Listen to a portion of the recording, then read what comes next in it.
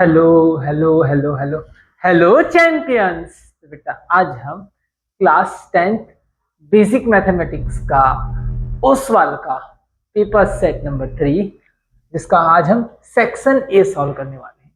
देखो अब तक जो हमारा सेक्शन ए की जर्नी में हमने ओसवाल इडियोगार्ड वगैरह सॉल्व कर रहे थे और स्टेट बोर्ड वालों के लिए मैं गाला मार्वेल लिबर्टी ये भी पेपर करवा रहा था।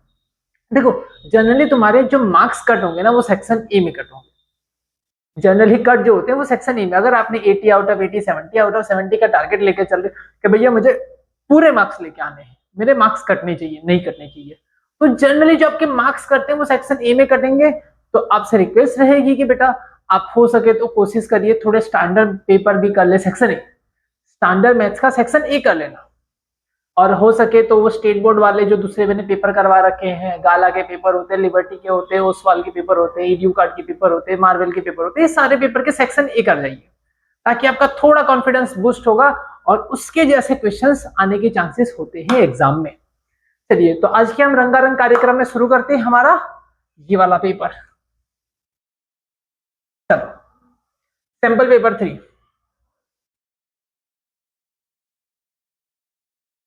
सेक्शन ए का पहला क्वेश्चन। अब इसे उड़ाते हैं। क्या दे रखा है पहले क्वेश्चन में बेटा हमें? one of the zeros of this polynomial is -3/2. What is the value of k? मुझे k की वैल्यू पूछी। अब मैं क्या करूंगा, ध्यान से सुनना। इसके अंदर जाके इसकी वैल्यू डाल दूंगा। जीरोस मतलब वो वैल्यू डालने पे आंसर जीरो होता है।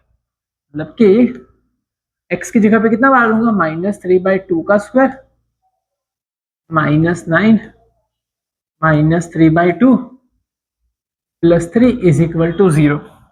आंसर कितना हो जाएगा, 0 हो जाएगा। ये हो जाएगा 9/4, ये हो जाएगा +27/2 +3 है ना 3। एलसीएम लेने के लिए यहाँ पे 6/2 कर दो, 2 यहाँ पे जाएगा, एलसीएम हो गया। चलो इज इक्वल टू 0। नीचे सेम 2 है और ये 27 + 6 कितना होता है 33। 33 वहां पे चला जाएगा -33, कितना हो गया 9k/4। चलो 4 ऊपर जाएगा 9 नीचे जाएगा, k इज इक्वल टू -33।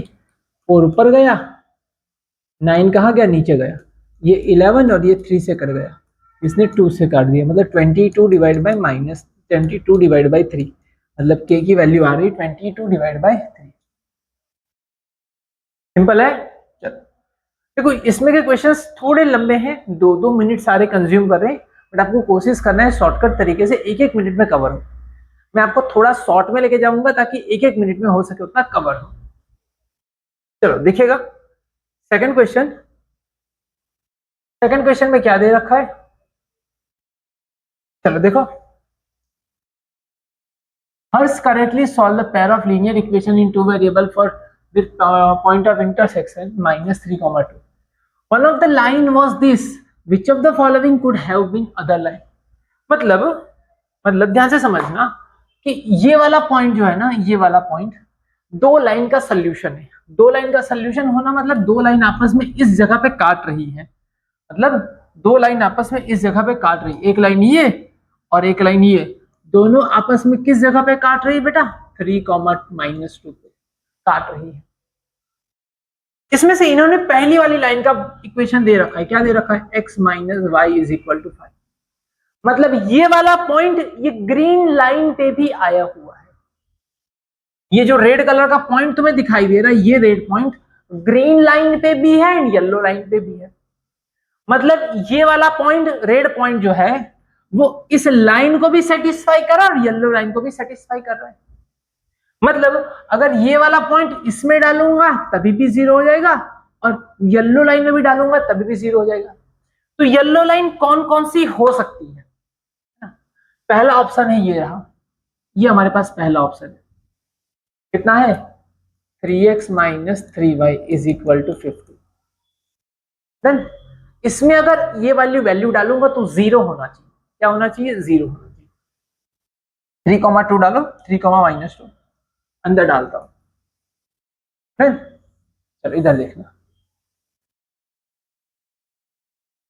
इधर डालो 3, 3 3 जा 9, 3 y की जगह -2 कितना हो गया 9, 3 2 जा 6 + 6 आंसर आ गया 15। सही है, देखो सेटिस्फाई कर रहा है लाइन को, मतलब सही है। सेकंड वाले पे देखो, मतलब ये तो है, इसको देखो 2x - 3y = 12, x की जगह पे 3 और y की जगह पे -2, x की जगह पे 3 और y की जगह पे -2, तो 3 2 जा 6 माइनस माइनस प्लस 3 2 जा 6 मतलब 12। ये भी देखो सेटिस्फाई कर गया, ये भी सेटिस्फाई हो रहा है। 2x - 3y, देखो 2x - 3y का आंसर कितना आया, 2x - 3y का आंसर 12 आया, और ये क्या है 14, तो 2 नहीं सेटिस्फाई हो पाएगा, ये सेटिस्फाई नहीं हो पाएगा, मतलब 1 and 2, only 1 and 2, only 1 and 2। चलो नेक्स्ट, चलो nth term of this AP, nth term of this AP, इसका a जो है वो 3 है और इसका d जो है वो है, इसमें से इधर जाने में कितना ऐड करना पड़ा आपको, 3, कितना ऐड करना पड़ा 3 बताओ, ये 6 में से 3 निकाल लो, 3 आया, मतलब डिफरेंस भी 3 है और पहला टर्म भी 3 है, मतलब आपका n टर्म्स कौन सी होगी, an = a + n-1 into D. ध्यान से सुनना, ये 3 है, ये भी 3 है, 3 अंदर मल्टीप्लाई कर लो, 3n - 3 -3 + 3 कर गया 3n, आंसर कितना आया 3n। बोलो क्लियर, चल 3 players standing on the circle at point this, this and this. A ball is placed at the point that is equidistant from 3 players. मतलब एक सर्कल पे 3 पॉइंट बनाए गए हैं और उनसे इक्विडिस्टेंस पे कोई पॉइंट रखा गया है। The coordinate of ball is, ball के कोऑर्डिनेट क्या होंगे, तीनों से इक्विडिस्टेंस होना चाहिए। आप देखिए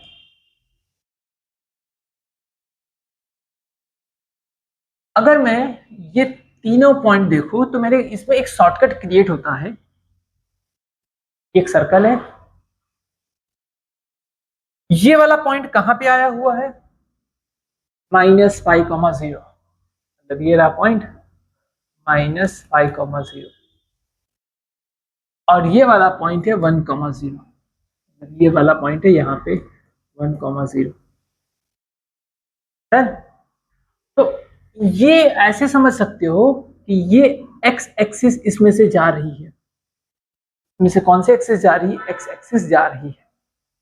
डन, तो इन दोनों का जो मिड पॉइंट होगा वो इक्विडिस्टेंस पे होगा, है ना, इन दोनों का मिड पॉइंट जो होगा वो इक्विडिस्टेंस पे होगा इन दोनों से, ऐसा। और तीसरा पॉइंट जो है, तीसरा पॉइंट दे रखा है 3,4, यहाँ पे सी जो है तो 3,4 दे रखा है, ये ए है, ये बी है और ये रहा सी।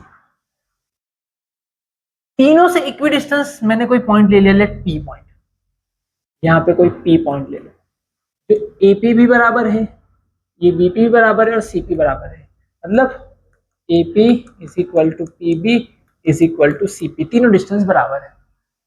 अब तीनों को मेरे दो पार्ट में सॉल्व करना है, मुझे दो पार्ट में सॉल्व करना है, मुझे पहले AP = PB लेना है, दूसरा PB = CP लेना है, ऐसे करके मैं दो पार्ट में से सॉल्व कर सकता हूँ, ऐसे करके मैं इसे दो पार्ट में सॉल्व कर सकता हूँ और वहां से मुझे मिलेगी x और y की वैल्यू। मान लो इसको x, y ले लो, क्या ले लो x, y, यहां से आपको x, y की वैल्यू सॉल्व कर पाओगे। सॉल्व किया जाए, चलो इसको मिटा दे रहा हूं थोड़ा सा, ये सॉल्व करते हैं, नहीं तो एक काम करो यहाँ पे आप थोड़ा सॉल्व करते चलो, इधर में AP = PB सॉल्व करते हैं, AP = PB मतलब AP² = PB², मैंने दोनों तरफ स्क्वायर ले लिया, क्या ले लिया, दोनों तरफ स्क्वायर। डिस्टेंस फार्मूला क्या होता है, x2 - x1 whole square, y2 - y1 whole square, x2 - x1 whole square, y2 - y1 whole square. मतलब पहला आएगा x minus minus 5 whole square, y minus 0 whole square. चलो इधर देखो PB, x minus 1 whole square, x minus 1 whole square, y minus 0 whole square, y minus 0 whole square. Then इधर हो गया x minus 5 whole square, y minus 0 whole square, x minus 1 whole square, y minus 0 whole square. ये हो गया x square, फिर कितना हो जाएगा 10x प्लस 25, ये हो गया वाई स्क्वायर। ये कितना हो गया x square minus 2x plus 1 y square,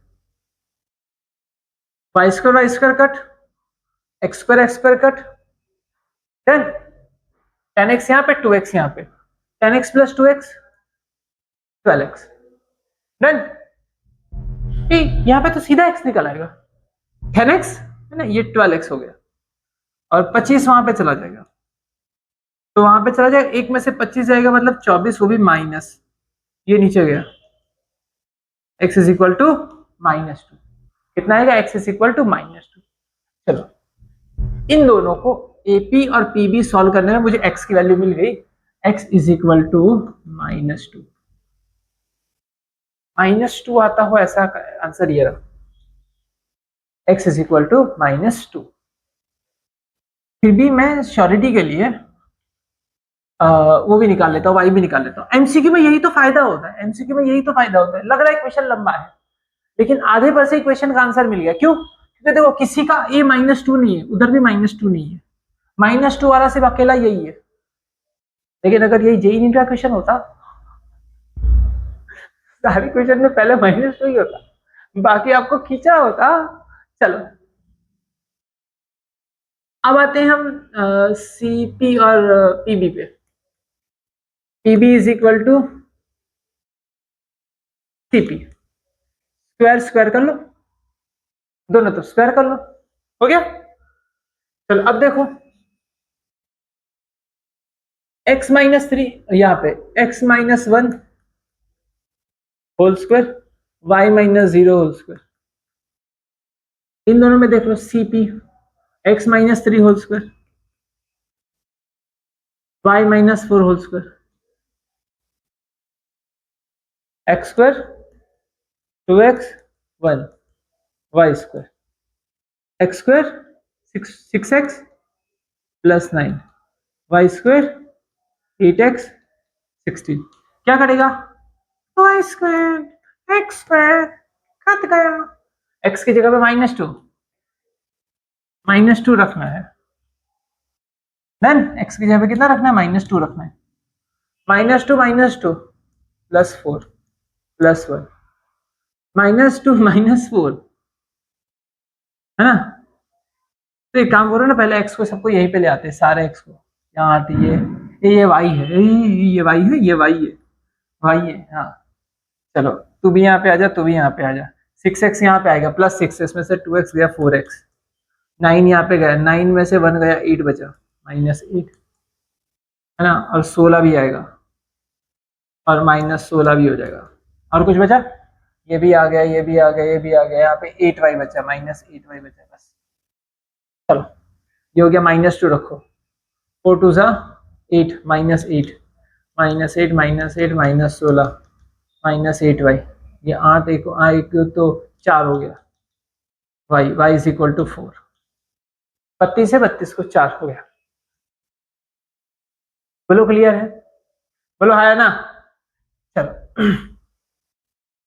यहां से सम चालू करना है, यहां तक लेके जाना है 20 टर्म तक, कोई नहीं, बहुत आसान है। तो एस एन का फॉर्मूला लगा दो, S n is equal to n/2 2a plus n-1 into D, 20 terms लेके जाना है ना, 20 डिवाइड बाई 2 10, ए की जगह पे कितना है 11, 11 का डबल कितना होगा 2a, 11 का डबल 22, 20 में से एक गया 19, डी कितना होगा, यहां से यहां तक जाने के लिए 2 का जब 2 का जब 2 का जब डिफरेंस है, तो 22 38, ये हो गया 40, 40 60 और ये हो गया 600। कितना आ रहा है? 600। 600। चलो नेक्स्ट।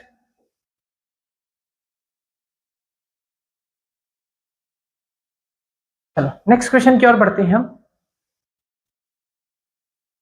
चलो ये क्वेश्चन में क्या है, बहुत ही आसान है। देख के थोड़ा डरावना जरूर लगेगा कि यार सर ये खतरनाक क्वेश्चन कैसा है ना, तो कुछ नहीं है, देखना। The sphere of maximum volume is cut out, मतलब इसमें से, है ना, cut out from solid hemisphere. एक हेमिस्फीयर लिया गया था, उसमें से मैक्सिमम साइज का एक स्फीयर काटा गया। क्या काटा गया? स्फीयर काटा गया, जिसकी रेडियस है 5। मतलब इसकी रेडियस है 5 सेंटीमीटर की रेडियस वाला एक स्फीयर काटा गया, है ना। अगर इसकी रेडियस में मान लेता हूं r है, इसकी रेडियस अगर मैं मान लू r है, तो इसका डायामीटर कितना हो जाएगा? 2r। जितना इसका डायामीटर है ना, उतना इसका रेडियस है। मतलब हेमिस्फीयर, हेमिस्फीयर जो है उसका रेडियस है 2r और स्फीयर का रेडियस है r। स्फीयर का रेडियस कितना है? r, और हेमिस्फीयर का रेडियस है 2r। The ratio of volume of original hemisphere, मतलब ऊपर हेमिस्फीयर लेना है, हेमिस्फीयर का वॉल्यूम, हेमिस्फीयर का वॉल्यूम मतलब इसका वॉल्यूम, है ना। इसका वॉल्यूम कितना हो जाएगा बेटा? 2/3 pi r cube, 2/3 pi r cube. But इसका r जो होगा ना, वो एक्चुअली 2r होगा। इसका r में क्या होगा? 2r होगा।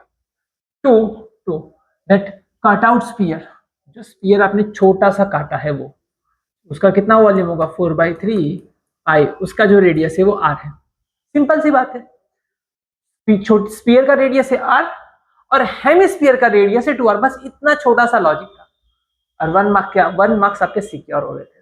देखना, ये कट गया, ये 2 से कट गया, 3 3 कट गया, पाई पाई कट गया। अब देखना, ये 2 का क्यूब होगा 8 आर क्यूब, नीचे हो जाएगा आर क्यूब, और यहाँ पे 2, ये भी कट गया। इसने इसको 4 से काट दिया, मतलब 4:1। कितना हो गया? 4:1। अरे भाई इसका डेटा का काम ही नहीं था, ये सिर्फ उलझाने वाला डेटा था कि भैया 5 सेंटीमीटर दिया, क्या करें, नहीं दियोगे तभी भी चलेगा, हम रेडियस r मान लेंगे, कोई भी काम नहीं था डेटा का। चलो, मतलब ये मान के मत चला गया क्वेश्चन में जितने डेटा दिए वो सारे इंपॉर्टेंट होते हैं, कुछ डेटा बकवास के भी दिए होते हैं, फालतू भी दिए होते हैं, ऐसे दिए होते हैं। चलो, a quadratic polynomial has integral root, मतलब भाई इसका रूट नेगेटिव नहीं है, कुछ अच्छे खासे पॉजिटिव रूट है। The sum of its root is 10, मतलब alpha plus beta is equal to 10 मुझे बोल रखा है, alpha plus beta is equal to 10 कह रखा है मुझे। अच्छा आगे, which of the following can be constant terms of polynomial। Polynomial में जो कांस्टेंट टर्म होती है ना, जो तुम ऐसे लिखते हो, ax² plus bx plus c is equal to 0। Then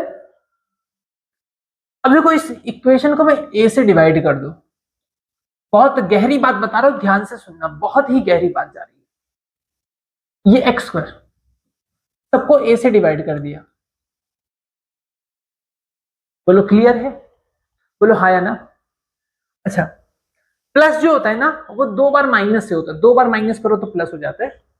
तो मैंने इसको कह दिया -b/a और इसको कह दिया c/a। ये जो हो गया तुम्हारा इक्वेशन, ये बन गया x² अल्फा प्लस बीटा, और ये हो गया alpha into beta is equal to 0। ये हो गया क्वाड्रेटिक इक्वेशन। ये क्या है बेटा? क्वाड्रेटिक इक्वेशन है। ये तुम्हारा अल्फा प्लस बीटा है और यहाँ पे अल्फा इंटू बीटा है, मतलब तुम्हें अल्फा प्लस बीटा दे रखा है 10, मतलब तुम्हें अल्फा प्लस बीटा दे रखा है और तुमसे कहा है अल्फा इंटू बीटा। ये जो 4 ऑप्शन दिए इसमें से कौन हो सकते हैं? नीचे के जो 4 ऑप्शन दिए ना, 6 10 21 और 14, इसमें से कौन सा हो सकता है? चलो देखना, जो 10 है ना वो कब आ सकता है? 10 जो वैल्यू है वो कब आ सकता है? 0 + 10, 1 + 9, 2 + 8, 3 + 7, 4 + 6, 5 + 5, इतना आंसर पॉसिबल है। ये सारे आंसर पॉसिबल है। अब देखना क्या क्या 0 और 10 का मल्टीप्लीकेशन कितना हो सकता है? 0 0 कहीं पे दिखाई दे रहा है? 1 और 9 का मल्टीप्लीकेशन 9, मतलब एडिशन तो 10 हो गया। एडिशन जो है अल्फा इंटू बीटा का एडिशन 10 हो रहा है, लेकिन मल्टीप्लीकेशन भी कुछ तो होना चाहिए। मल्टीप्लीकेशन ये 4 में से ही कुछ होना चाहिए। 6, 10, 21 और 14 इनमें से ही कुछ होना चाहिए। तो ये 2 और 8 का मतलब 2 8 जा 16 हो जाएगा, नहीं चलेगा। 3 7 जा 21 होगा, ये रहा ऑप्शन। बात समझ में आई? अरे बाकी सारे नंबर तो खुद 10 से छोटी हैं, और 14 कब आता है? 14 सिर्फ 7 2 से आता है, यहाँ पे कहीं 7 2 है ही नहीं। समझ में आया? तो अगर सिंपल भी बात करो ना, तो तुम्हें अल्फा प्लस बीटा दे रखा, अल्फा इंटू बीटा क्या हो सकता है ये निकालना। 6 के टुकड़े करो, 3 2 सा, 3 + 2 कभी 10 होगा नहीं, ये हो जाएगा 5 2 सा, 10 1 सा, 10 + 1 नहीं 11 है ना, ये रहा। इसका हो सकता है 7 3 सा, जो आप स्प्लिटिंग मेथड लगाते हो ना वही यहाँ पे दे रखा है। 7 3 सा 10 होता है। ऐसे टुकड़े करो कि आंसर 10 आना चाहिए। इसके टुकड़े करो आंसर 10 पॉसिबल है, इसके टुकड़े करो आंसर 10 पॉसिबल, इसके टुकड़े करो आंसर 10 पॉसिबल है, इसके टुकड़े से भी आंसर नहीं। 7 2 सा 7 + 2 9 हो गया, लो ये पॉसिबल है। 7 3 सा 7 + 3 10 हो गया। क्वेश्चन की गहराई समझ रहे हो? क्वेश्चन किस तरीके से घुमा के पूछा जा रहा है, एक्चुअली ये सीबीएसई ये फील आता है, मजा आता है। चलो Sana decided to start practicing for an upcoming marathon. She decided to gradually increase the durations. She ran for 10 minutes on one day and increase the duration 5 minutes every day, for which day onwards she will runs 2.5 घंटे दौड़ेगी। देखो उसे पहले दिन दौड़ना चालू किया था, 10 मिनट दौड़ी, फिर 15 हो गया, फिर 20 हो गया। ऐसे करते करते किस टाइम पे कैसा ऐसा दिन आएगा जब वो 2.5 घंटे दौड़ पाएगी। 2.5 घंटे में कितनी मिनट होती है? 1 घंटे में 60, दूसरी घंटे में 60, 120, और आधा घंटा 30 मिनट, 120 और 30 कितना होगा? 150। मतलब कभी उसका तो 150 आंसर आएगा। कब उसका 150 आंसर आएगा? ऐसा सुनना, an = a + n - 1 × d। कब उसका आंसर 150 आएगा? a की जगह पे 10, n नहीं पता है, और d की जगह पे 5। हर बार उसका 5-5 मिनट बढ़ा रही है। ये इधर गया, 150 में से 10 गए 140, n - 1 और 5 डिवाइड में गया 24 आ गया, 28 आया। 140 को आप 5 से डिवाइड करोगे 28, 1 यहाँ पे है 29th डे। कितना आएगा? 29th day. 29th डे को वो ऐसे कह सकती कि भैया मैं आप 1.5 घंटे भाग, तो 2.5 घंटे भाग सकती हूँ। चलो next, for what value k, कौन सी value k, the product of zeros of polynomial is equal to 2। Product का फॉर्मूला क्या होता है? Alpha into beta is equal to C by A. Alpha into beta is equal to C by A. C की value ये रही, B की value ये रही, और ए की वैल्यू ये रही। सी की वैल्यू कितनी है? -6। ए की वैल्यू कितनी है? e, और ये हो गया -6/k इज इक्वल टू, और आंसर दे रखा है 2 के यहाँ पे, या -6/2 is equal to k which is equal to -3। -3। बोलो क्लियर है? चलो नेक्स्ट,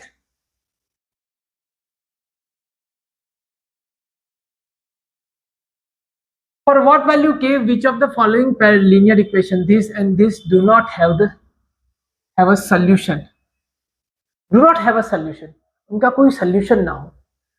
कब लाइन का सॉल्यूशन नहीं मिलता? जब दो लाइन पैरेलल होती है। जब दो लाइन पैरेलल होती है तो उनका सॉल्यूशन नहीं मिलता, और लाइन पैरेलल होने के लिए ये कंडीशन है, क्या कंडीशन है? a1 by a2 is not equal to b1 by b2 is not equal to c1 by c2। पहले दो सेम है बट आखिरी वाला अलग है, पहले दो सेम है बट आखिरी वाला अलग है, ये चीज होनी चाहिए। आओ इधर से देख लो, ये है a1, ये रहा a2, 5/2 क्या हो रहा है बेटा, 5/2। इधर देख लो, इधर 2 और इधर k है, इधर 2 और इधर k है, k इधर चला गया, 5 नीचे आ गया, 5 नीचे आ गया, k इधर चला गया, 2 2 जा 4, 4/5 क्या हो रहा है बेटा, 4/5। k की वैल्यू 4/5 होनी चाहिए। तो next, the coordinate of point where's the line this cross the x axis, मतलब ये कह रहे हैं कि ये कोई लाइन है जिसको x एक्सिस काटेगी, किस जगह पे काटेगी। देखो कोई भी लाइन जब x एक्सिस को मिलती है, बड़ी प्यारी लाइन है, और ध्यान से सुनना, बहुत काम की बात है, बहुत काम की बात। जब x एक्सिस को काटती है तो वो जहां पे काटती है वो पॉइंट x एक्सिस पे है, बोला हाँ या ना। अगर जहां पे काट रही है लाइन वो पॉइंट कहां पे होगा, x एक्सिस पे होगा। अगर कोई पॉइंट x एक्सिस पे है, अगर कोई पॉइंट x एक्सिस पे है तो मतलब इसका मतलब जाहिर सी बात है उसका y कोऑर्डिनेट 0 होगा। उसको क्या लिखा जाएगा पता है, x, 0, मतलब उसका y कोऑर्डिनेट कितना होगा, 0। मैं रख दो y coordinate 0, 2y 4x plus 5, y coordinate 0 है, 0 इंटू 2 मतलब 0, 0 4x प्लस 5, 5 यहाँ पे 4 नीचे, मतलब x is equal to -5/4, x is equal to -5/4 है ना, आइरा x इज इक्वल टू -5/4 और y कितना हो गया 0, इस जगह पे मिलेगी। चलो नेक्स्ट 12 नंबर का क्वेश्चन, अब इसे भी उड़ा देते हैं। तो हमारे पास फॉर्मूला जो है मीन, मीडियन और मोड का, हाँ देखो, एक मोड, दो मीन मिलके 3 मीडियन बनाते हैं, तो ये वहां पे चला जाएगा, mode is equal to 3 median minus 2 mean, 3 median minus 2 mean, हो गया, ऑप्शन ए। चलो next, lateral surface area of room, height ये रही, ब्रेथ ये रही, लेंथ ये रहा। पेपर में ऐसे ही किया करो, देखो 30 के ऊपर एल लिख दिया, 20 के ऊपर बी लिख दिया, इसके ऊपर, तो अभी तुम्हें ना यहाँ देखने की जरूरत नहीं पड़ेगी, सीधा दिख गया। अच्छा, लेटरल सरफेस एरिया मतलब, लेटरल सरफेस एरिया मतलब नीचे का और ऊपर का एरिया छोड़ दो, मतलब नीचे का एरिया होता है एल इंटू बी और ऊपर का भी होता है L into B, L into B छोड़ दो। आपको आपके पास जो टोटल सरफेस एरिया होता है, टोटल सरफेस एरिया में क्या होता है पता है, 2 times L B plus B H plus L H, इसमें से आपको एल बी हटा देना है, एल बी हटा दो, 2 ये वाला बचा हुआ यही रखो बस, वैल्यू डाल दो। इसको कहते हैं lateral surface area, lateral surface area. आपको लेटरल सरफेस एरिया निकालना है, लेटरल सरफेस एरिया आपको निकालना है। चलो बी की वैल्यू कितनी दे रखी है, 20, एच 10, एल दे रखा है 30 और एच 10, ये हो गया 200 और ये हो गया 300, ये हो गया 500, 200 और 300 500, 2000, 1000। चलो नेक्स्ट,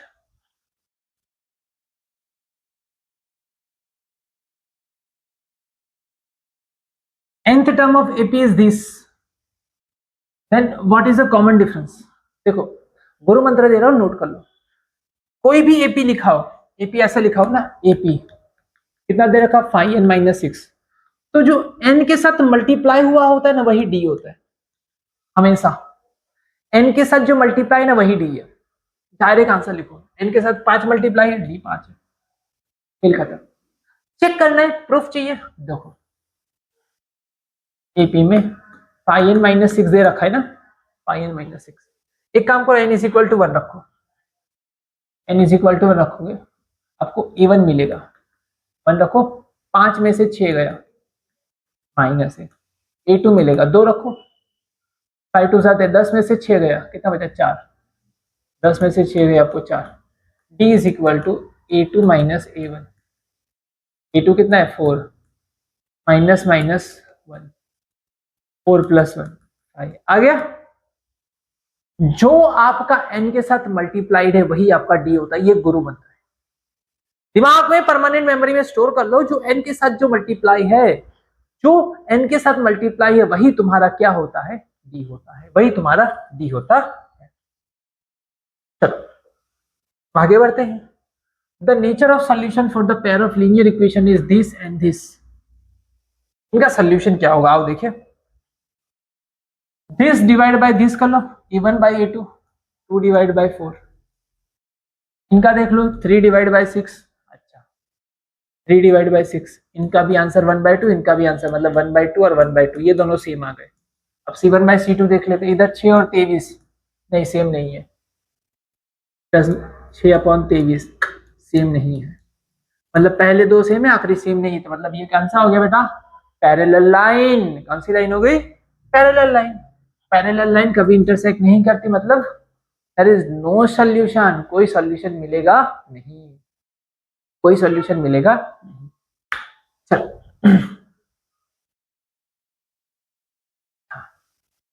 अब क्या दिया हुआ है, the coordinate of and point of diameter of circles. Circle का डायमीटर ये 0.2, दे रखा है और ये 8,8 दे रखा है। सेंटर, देखो सेंटर कहां पे होता है, डायमीटर के एग्जैक्ट बीच में। अगर ये डायमीटर है, डायमीटर का एग्जैक्ट बीच में क्या होता है, सेंटर होता है, मतलब मिड पॉइंट। मिड पॉइंट का फॉर्मूला क्या होता है, x1 plus x2 divide by 2, y1 plus y2 divide by 2, यही होता है।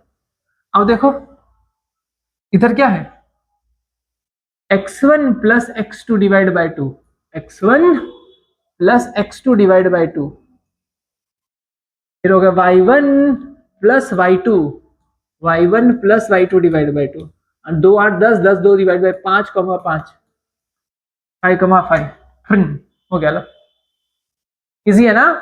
चल आगे बढ़े।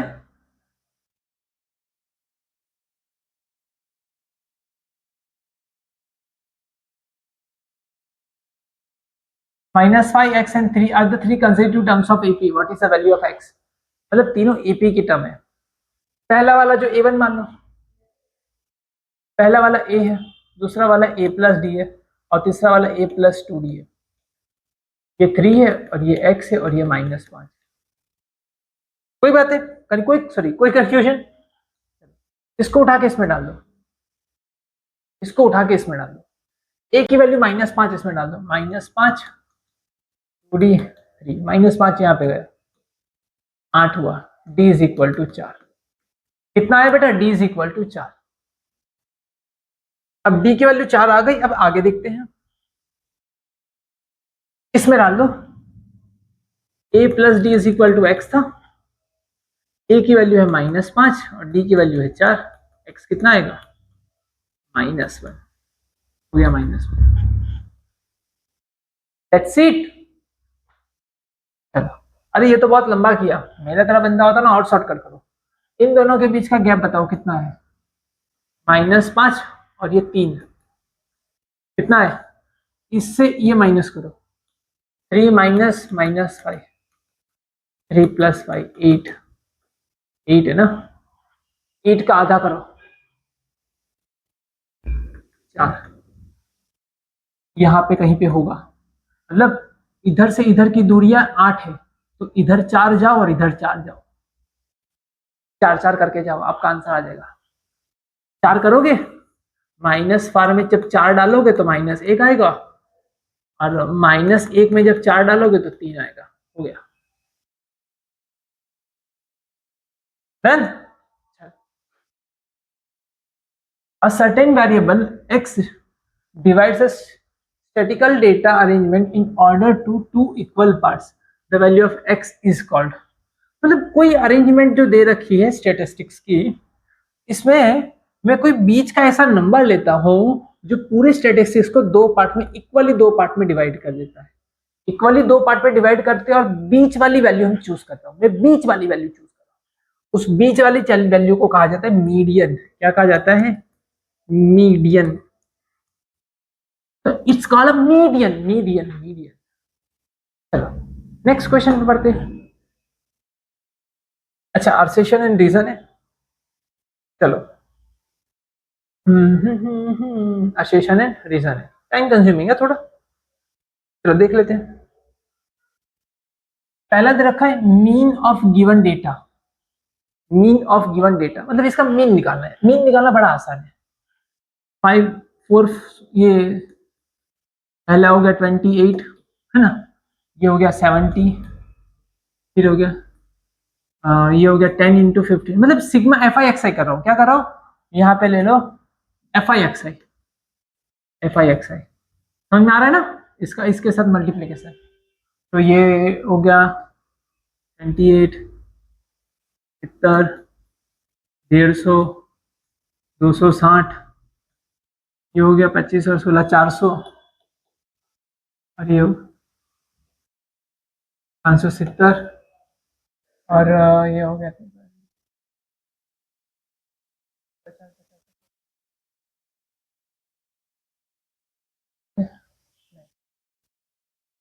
90, 10 और 160। इनको डिवाइड कर लेना है। जब इस नंबर को आप डिवाइड करोगे तो तकरीबन देख लें तो हाँ मीन यही आ रहा है, 13.81 ही आ रहा है। मीन जो है वो 13.81 ही आ रहा है, मतलब ये चीज सही है, मीन सही है। और मीन निकालने के लिए जो फॉर्मूला लगा है वो भी सही है, sigma F I X I divide by sigma F I, मतलब सब कुछ सही है। मतलब इसका आंसर आएगा ए। ये मतलब असर्शन भी सही है, रीजन भी सही है, और जो रीजन है वो correct explanation for assertion, assertion को करेक्ट एक्सप्लेन कर पा रहा है। सेकंड क्वेश्चन की ओर पढ़ते हैं हमारा। ये सेकंड क्वेश्चन।